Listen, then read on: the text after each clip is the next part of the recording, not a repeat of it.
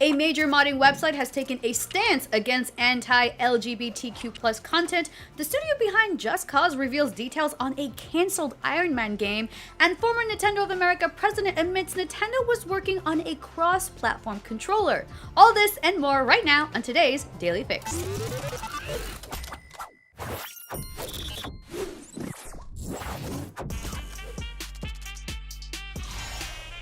A major gaming modding website has taken a public stance against anti-LGBTQ+ content after a PC mod aimed at removing pride flags in a game was reported by users.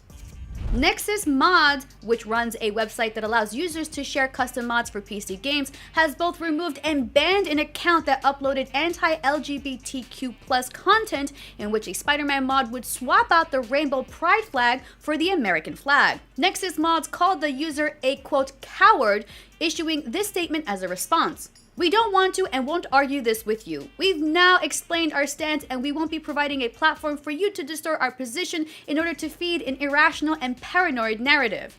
You can do that elsewhere where we won't care enough to read it. If this policy upsets you, if we've broken some moral code of conduct as a business that you can't accept, then please delete your account and move on, as we will." ModDB, another mod center website, followed suit and also removed the same Spider-Man mod and banned the users involved, upholding their community as an inclusive environment for all that does not permit targeting marginalized groups. Moving on, the team behind the Just Cause series was apparently working on an Iron Man game for years before Marvel and Disney scratched the whole project.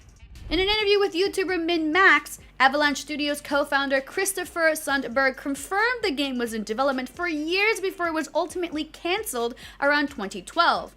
Sundberg says it would have been an open-world game where players could take off and fly just about anywhere with the ability to punch enemies through walls. So instead of this, fans got a somewhat lackluster game adaptation for Iron Man. But look on the bright side, Marvel games have come a long way, and with the first Disney Marvel game showcase happening next month, we should expect some sweet news. And lastly, the former Nintendo of America president says Nintendo was working on an adaptive controller compatible with other consoles.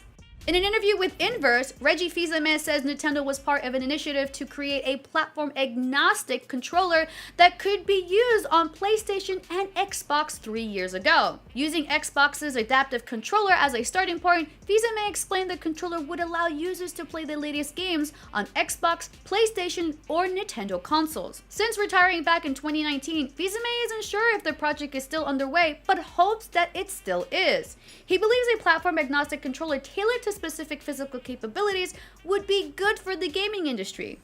Nintendo has begun to take steps towards an integrated future by making Switch's Joy-Cons compatible with Steam. And if you didn't know that, now you do. And that is your Daily Fix for today, August 18th. Follow the Daily Fix on Snapchat, download IGN on all the apps, and for everything else, just stick to IGN. I'm Nars, and remember to always stay fabulous.